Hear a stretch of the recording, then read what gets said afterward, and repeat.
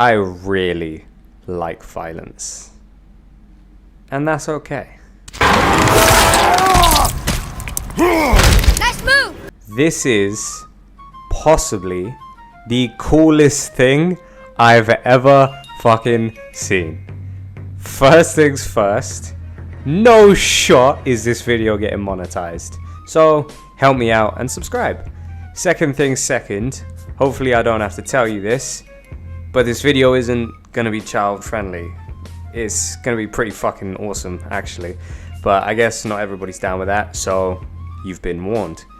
Anyway, I wouldn't consider myself a violent person.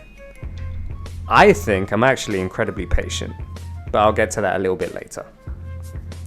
I've always had some kind of fascination with violence. Even when I was a kid, when I saw other kids play with their toys, it frustrated me because they would just hit the toys together and make noises.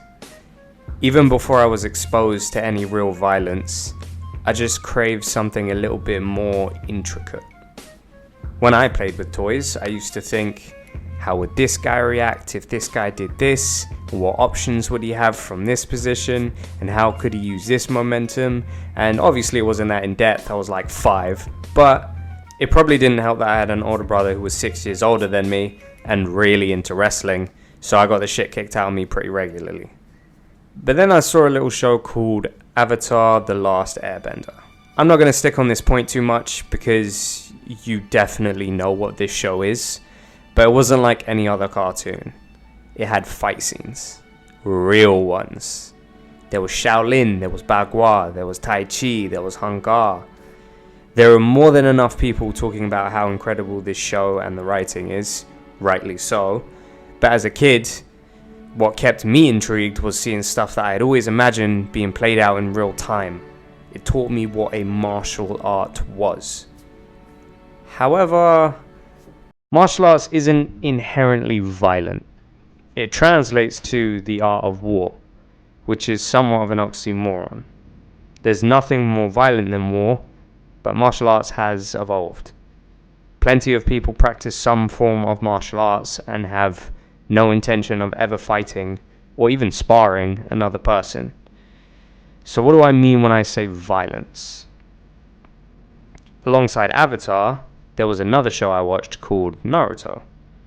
Same deal, you know what Naruto is, I won't harp on about it.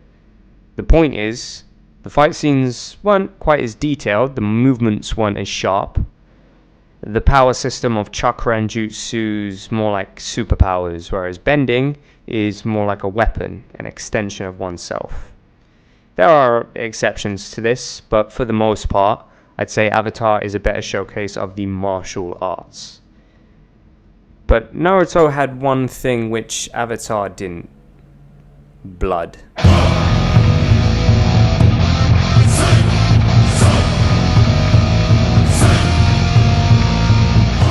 And plenty of it.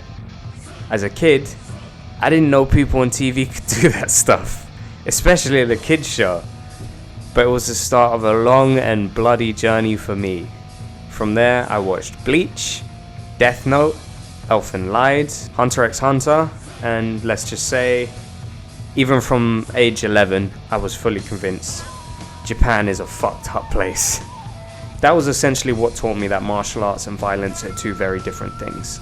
Fast forward through my teen years, and I got mugged a few times, threatened a few times, took up martial arts, started watching combat sports, I'm in the army now, so I've been exposed to my fair share of fictional and real violence, and now more than ever, I love that shit, all of it, the beautiful and the ugly. Fight scenes go through my head literally every day, but I've never been in a fight, and I'm actually willing to bet most people who train haven't, and I don't want to. There's been some close calls and I've narrowly avoided a fair few, but so far I've been lucky enough that the situation has never absolutely demanded violence from me. So why am I so fascinated by the idea of it? It's pretty clear I'm not the only one, And it's not like I never get angry and don't imagine putting someone through a fucking wall. But anybody who hangs out with a lot of fighters will tell you they're usually incredibly peaceful, humble, and lovely human beings. And yet, we feel no sympathy for either of these men. In fact, quite the opposite. Tell me if I'm wrong, but I'm certain a few of you are jealous of this clip. There's something primal about violence and being physically dominant. Animals do it, even plants kinda do it, and so do we. Mike Tyson said something once about Conquerors, of which he was a big fan of studying. He said... So when you were studying this, when you were coming up as a boxer and you're studying all these conquerors, you were trying to understand their mindsets. Yeah. And you were trying to apply that to your own life? Pretty much, yeah. Did you get anything out of it? Yeah. Yeah? Yeah. What did you get? Like, how did it apply to your own life? Well, at the end of the day, they all ask God for forgiveness. Mm. All of them.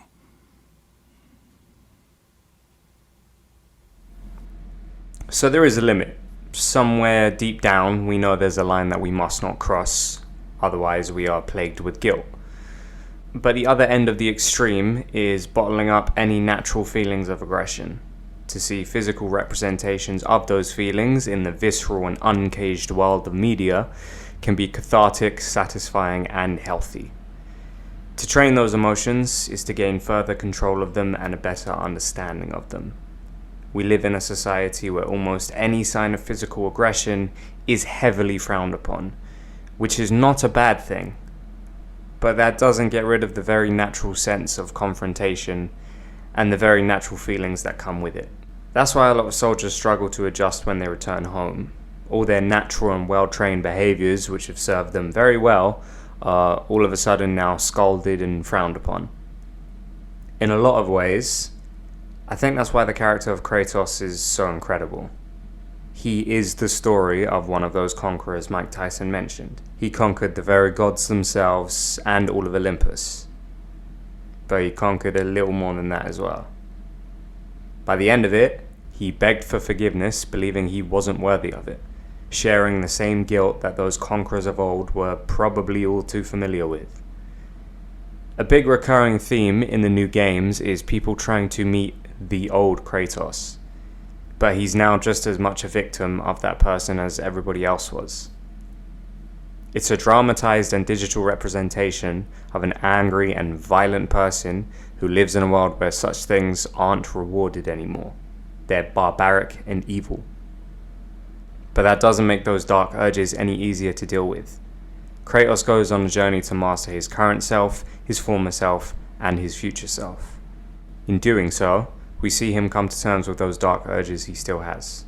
It's literally an in-game mechanic to get pissed off on command and put the cap back on when necessary. The violence in the game isn't just shock factor or gore porn. It means something. Just like seeing real violence, it speaks to something in us that just wants to run wild sometimes. And that feeling will probably never go away, but it doesn't have to. It's there for a reason, and as long as we control it through training, humility, and respect, it can be a valuable asset to any person, whether they're fighting demons like this or demons like this. And that's why I love seeing shit like this, and this, and this, and this, and this, and this, and this. Thanks for watching, and subscribe to stay violent.